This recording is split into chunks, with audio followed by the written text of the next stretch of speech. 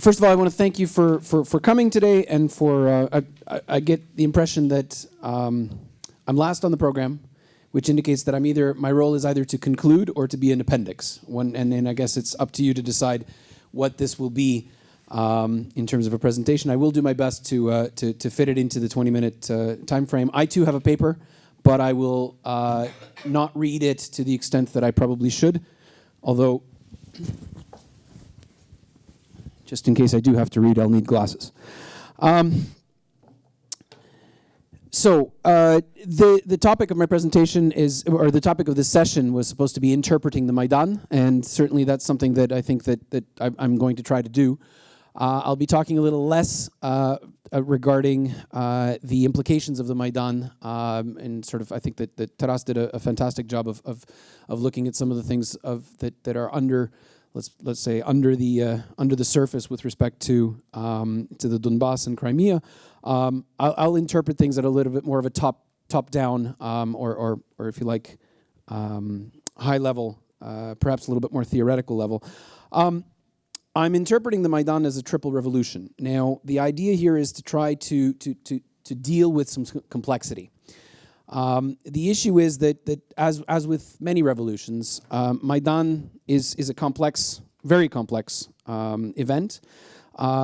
Revolutions usually involve violence. They inevitably lead to circulation of a state's political elite. And sometimes, as in the case of what we call great revolutions, they contribute to broader social changes that encompass a much wider geography and timescale that wouldn't be expected from a sort of a momentary political upheaval. I contend that Ukraine's Maidan was just such a great revolution, great being in quotation marks, if you like, comparable in effect to the American, the French, and the Russian revolutions before it. But as with the case of these other civilization-forming events, Maidan's complexities are yet to be understood. So, complexity and multidimensionality is not new to Ukraine analysts. If we look at some of the literature of the 1990s, we have Klaus Offe, who first talked about the transitions or the transformations that were ongoing in the late 1989 and into the 90s in Central Europe, and he called them a triple transition. And then Taras, who was a speaker today, added to that in 2001. He said, no, wait a minute. In the Ukrainian case, we have a fourth transition happening. So in the first three cases, we've had state building, democratization, and marketization being three processes that happened in Central Europe and also in the former USSR. And in the Ukrainian case, as with several other former Soviet republics, we have a fourth process of nation building. Now, I would contend, although this is not the topic of the paper today, that the first three, meaning state building, democratization, and marketization, were basically over the last 25 years, a process has happened in Ukraine that effectively was hijacked. It was hijacked by the Yanukovych regime. There was an attempt to hijack it under Kuchma. It was to some extent hijacked also under Yushchenko, probably less so.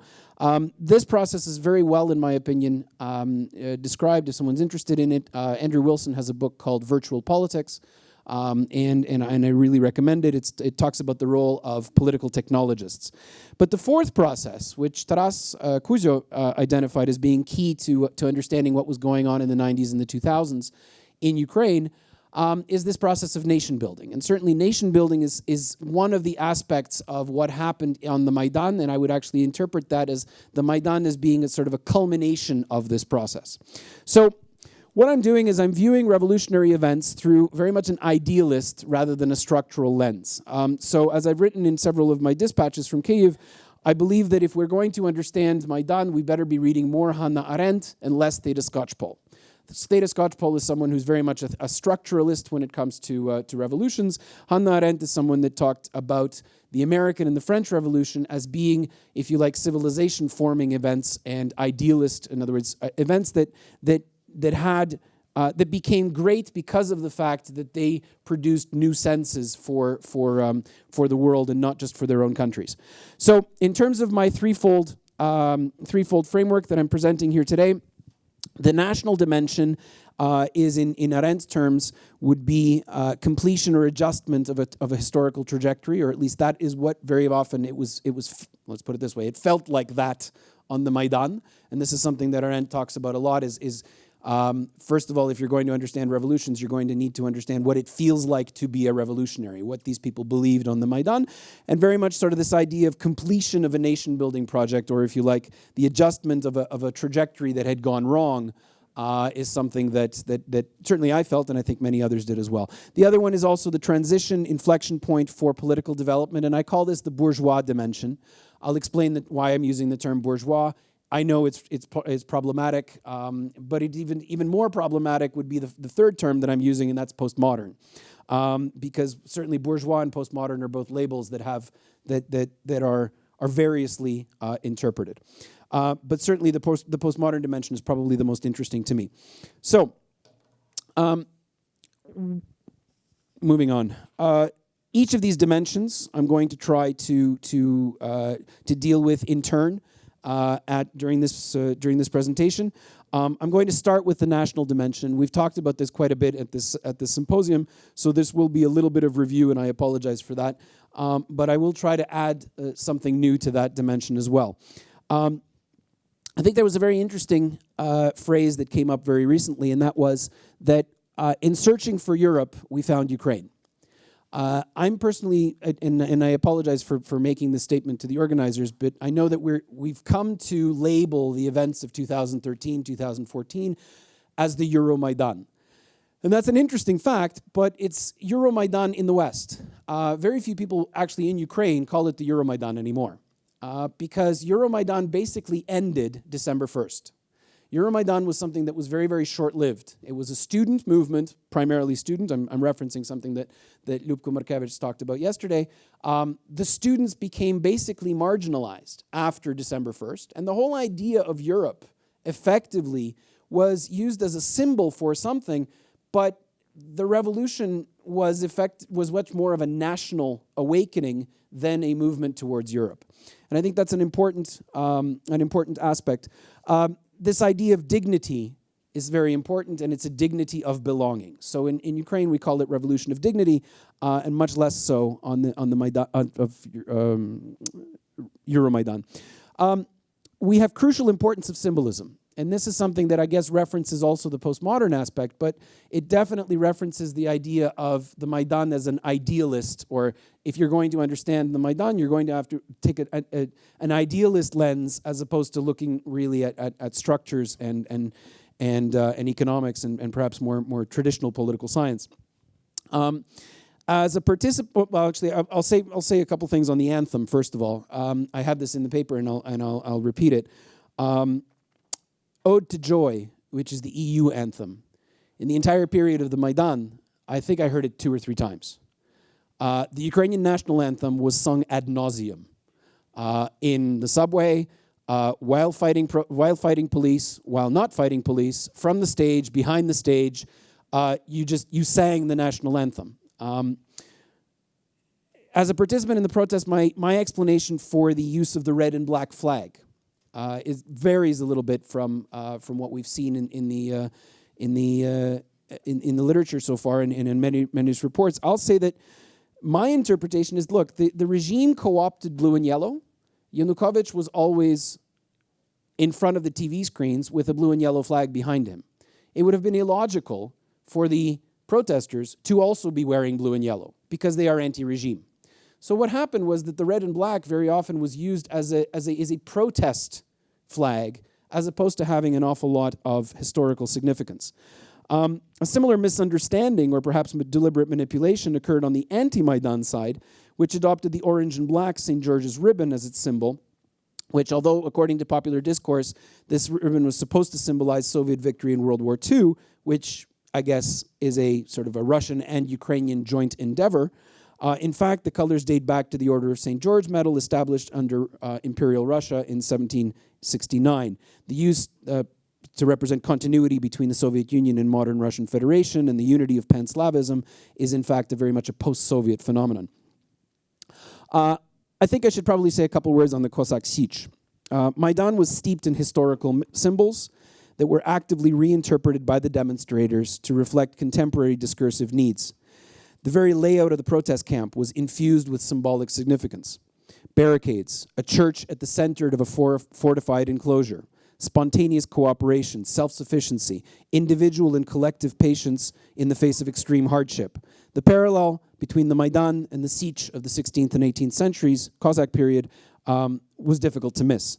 The lack of hierarchy, temporary nature of the leadership of the Maidan seemed to replicate the Sich, as did the motivations for many of those who camped on Independence Square during the freezing winter months. As many romantics on the Maidan never tired of repeating, for the Cossacks, the Sich was a place to find justice and to have one's dignity recognized by one's peers. And in case anyone missed the message, the phrase Maidan c'est Sich, Maidan is Sich, was proclaimed from the stage regularly.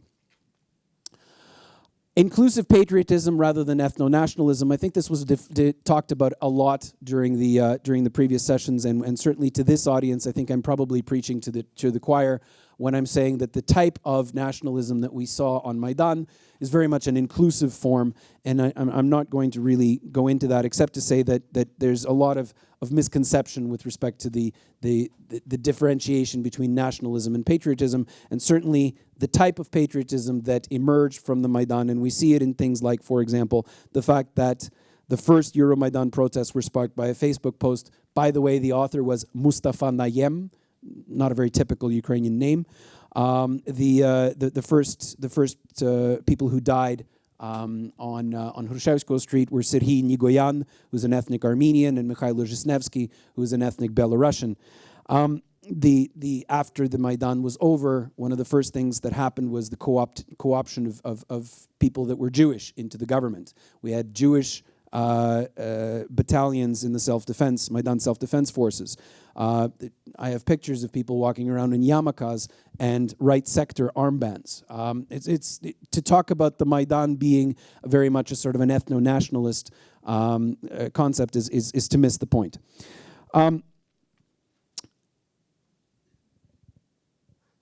I think that there's a lot of romanticism in the Maidan, and certainly in the national aspect, this idea of a birth of a nation is very much steeped in romanticism. I'll quote a little bit from Katya Horchynska, who is the deputy editor of Kyiv Post, the English language newspaper in Ukraine, or in Kyiv. This is about a nation being born. Mutilated by years of misrule, impoverished by looting, it emerges slowly from the ruin. This process is massive, and we don't know how well this birth is going to go, but it's happening now and here in Kyiv, and it's both painful and it's awesome. The only place to truly feel the pain and grandeur of this national awakening is to stand right there on the Maidan. That was December of 2013, and that quote very much went viral in both Facebook and other places. Katya is a Russian speaker. And her colleague, Sonia Koshkina, who is another Russian speaker and another respected journalist, underwent very much a profound identity shift during the Maidan. For example, on 22nd December, she posted the following on Facebook, and it's my translation. More and more, I feel an internal need to speak Ukrainian. I stress an internal need. I guess this is my own personal revolution.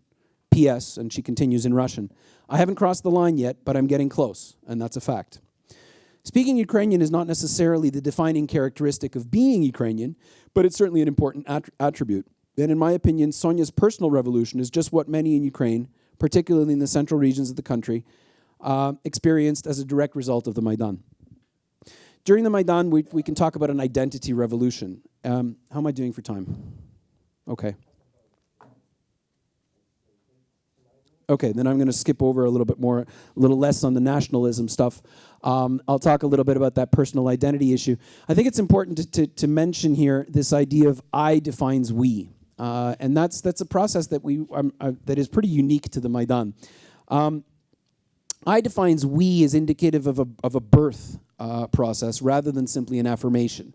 When we talk about identity, for example, in developed countries, or we talked about identity a little bit in Canada 2 days ago.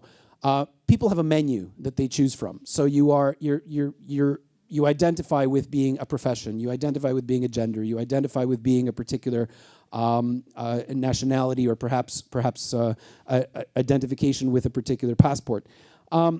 In this particular case, we're talking about a very much an introspective process, and so the Maidan that I experienced was characterized by large numbers of people soul-searching as to their individual self-identifications and values, and then having realized that the essence of I was surprisingly similar to the I of their neighbor, they came together as we. In the Durkheimian sense, this solidarity transformed from mechanical, sort of a taken for granted we, to an organic solidarity. And although it wasn't founded on a division of labor, as Durkheim would have had us believe, it was rather on a reflexive process of commitment to a community of values, symbolized in national institutions and perhaps symbols and a desire to build a new state. Let's go on to the bourgeois dimension. To refer to the demonstrators who affected Ukraine's revolution as bourgeois may be somewhat controversial. In socioeconomic terms, many of those who camped out on the Maidan during the winter months could more accurately be called actually Ukraine's underclass. And there's actually some fairly good descriptions of people that were actually in the tents, yeah? and camping out of there. It would be difficult to call these people bourgeois or even petty bourgeois. This is a very large number of unemployed people. However, the values that the Maidan as a social actor stood for, and the economic and political reforms that its activists lobbied in the wake of the collapse of the Yanukovych regime approximated those generally associated with the bourgeoisie. So, self-reliance, highly limited government, entrepreneurial freedom, espousal of meritocracy. Indeed, it was this bourgeoisie that allowed its employees to leave their jobs to demonstrate on Independence Square during their working hours. And it was this bourgeoisie that financed much of the supply effort for Maidan and for the ensuing Russia-Ukraine war. It was this bourgeoisie that formed the heart of the Avtomaidan and a very effective cavalry force of protesters who would picket the homes of regime representatives in their mid-range and upscale passenger vehicles. Their protest was a reaction to the neo-feudal authoritarian system that Yanukovych had instituted. Naturally, once given the chance, their alternative socioeconomic program approximated a classical bourgeois response to corrupt authoritarian rule. And here I'll provide a little bit of some anecdotal stuff. During the months following the regime change, I met several times informally with Pavlo Sheremetya, who is a colleague of mine from Kyiv-Mohyla Business School. He was the first founding dean. And at the time, he had been the interim government's Minister of Economic Development. And his statement illustrates the economic preferences of the newly installed post-Maidan executive. Apparently, the IMF functionaries who had arrived in Kyiv to arrange bridge financing after the revolution were shocked. In their history of dealings with developing countries, they had never met with a government whose ministers were more liberal than the IMF. In the context of the conversation, the word liberal could well have been replaced with libertarian, because the intent was to communicate a desire for drastically limiting the regulatory powers of the state, which are seen to have led historically to massive corruption in Ukraine.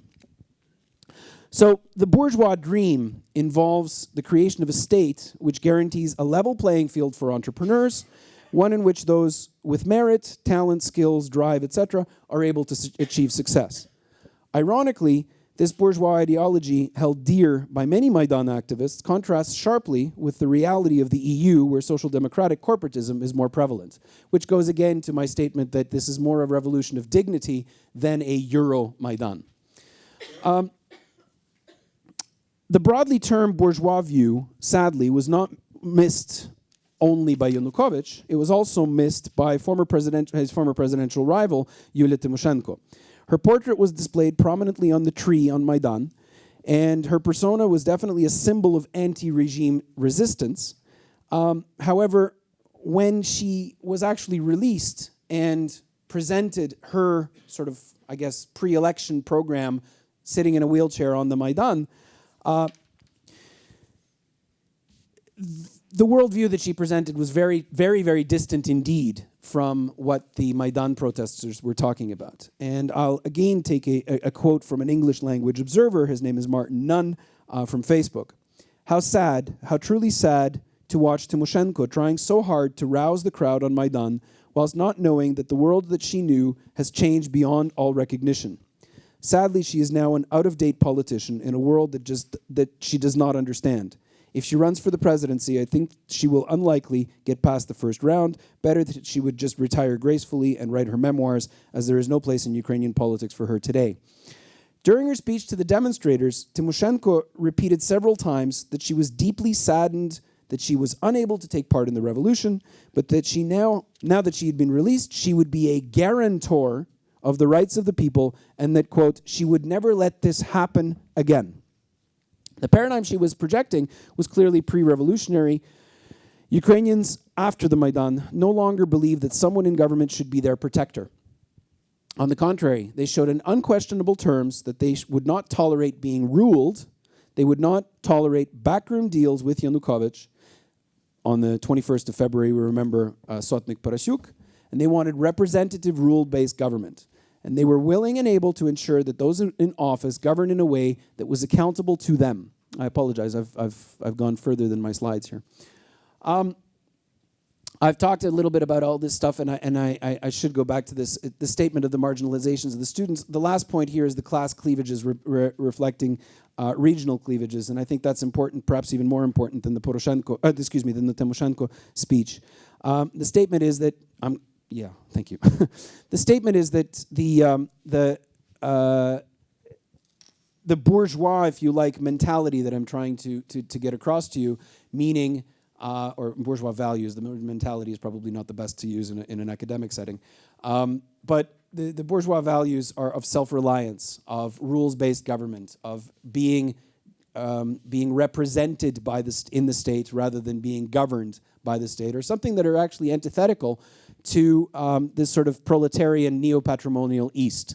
And I think this is something that perhaps needs to be explored a little bit more, because the class cleavages and the worldview cleavages very much sort of map onto regional cleavages in Ukraine. And my final point, the postmodern dimension. What we see is the formation of new senses. And Ukraine's Maidan, throughout its sort of active period of 94 days, was not merely about protest. Nominally barricaded from the outside world, Independence Square became a place for intellectual exchange, for the formation of new senses, their discussion, acceptance, rejection, and popularization. It was a place where new paradigms were constructed, molded, and engendered in discourse, symbols, and other communicative artifacts. Amidst the protesters' tents, barricades facing police lines, speeches from the stage, songs and poetry heard in unlikely places, and never-ending negotiations between the opposition party leaders and the regime, people's value systems changed. The terminology used in their conversations transformed.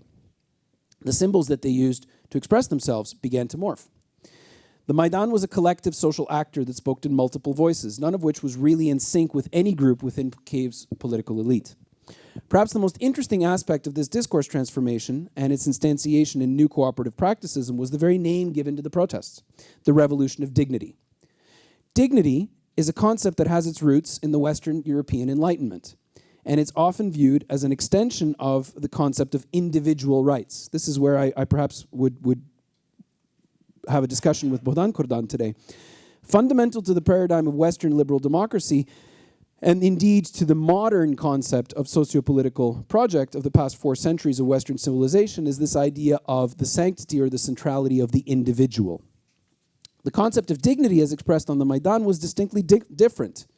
The dignity of the Maidan, the word hidnist in Ukrainian is more emotionally charged than its equivalent in English, has a cooperative concept, a notion implying mutual aid obligations, mutual trust, mutual respect. I was struck by in contrast, dignity is a concept that can only be actualized through active relational interdependence, in contrast to individualism.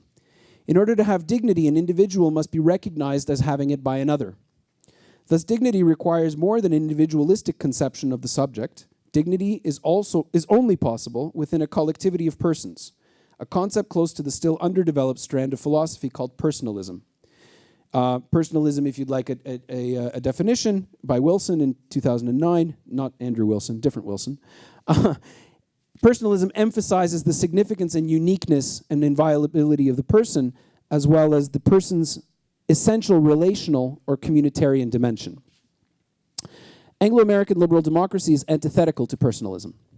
As the late Pope John Paul II never tired of pointing out, the philosophical basis of Anglo-American democracy is the individual, a being with inalienable rights, and individual responsibilities.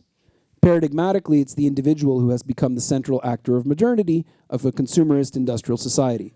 But this individual, writ large, stands in sharp contrast to the person of the Maidan, who declares his or her individual rights, but simultaneously recognizes collective responsibility, i.e. a duty to help, defend, feed, and sacrifice for others, incidentally not only despite the state, but very often in spite of the state. No individualist, or collectivist for that matter, would ever become a volunteer during the post-Maidan Russian-Ukrainian war, sacrificing career, family, and health to supply a ragtag army because the state was incapable of doing so. If I were to generalize, the ideas are admittedly somewhat rare. Ukrainians' post-Maidan values complexes seem to represent a strange mix of Western individualism with respect to rights and Slavic collectivism with respect to the need for recognition of those rights. Kurkov several days ago argued that this is very much sort of a reflection of this anarchist, if you like, tradition that comes back from the days of Makhno's army. Final point that I'd like to make with respect to this postmodern dimension is this notion of spravedlivist. As in the case with dignity, the Ukrainian word spravedlivist translates poorly into English.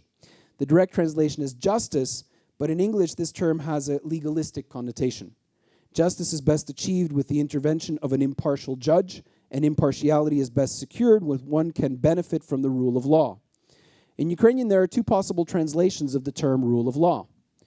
One is verkhovenstvo zakonu, which means that you are ruled by statute law, and the other is verkhovenstvo prava. And verkhovenstvo prava would mean, I guess, rule of natural law. Right? This idea of not necessarily rule by morality, if you like. Yeah? During the original parliamentary debates that led to the adoption of the Constitution in 1996, the formulation of the article declaring the country to be a rule of law state was hotly debated, and eventually the phrase verkhovenstvo prava was adopted. I've written about this elsewhere. I really do need to finish, and I will finish. Perhaps this is something that we can talk about in the discussion, but I think one of the aspects, again, of the postmodern dimension of the Maidan is this idea of leaderless agency. We normally expect, and as a business school professor, I see this all the time, management involves leadership. Well, in the Maidan, it didn't. You simply built barricades. Barricades were constructed. No one told you where they would. It's amazing. You can build a barricade without a project manager. That's surprising. You can do this because the charisma is depersonalized. The idea of the idea becoming charismatic is something new that I think that we as social scientists still need to get our heads around. My final slide has to do with counter-revolution and the future. In the 18th century, the founding fathers of the United States made a claim that must have seemed outrageous to the elites of Europe at the time. They claimed their model of sociopolitical organization to be a model for the world and a sort of a beacon on the hilltop. They claimed their model, for a Europe that had lived under absolute monarchy for hundreds of years. Such a claim would have seemed unbelievable, possibly frightening, but more likely laughable. Similar reactions will be forthcoming to my claim that the Maidan and Ukraine more broadly may be a harbinger for a future sociopolitical program that may yet become an example for the civilized world.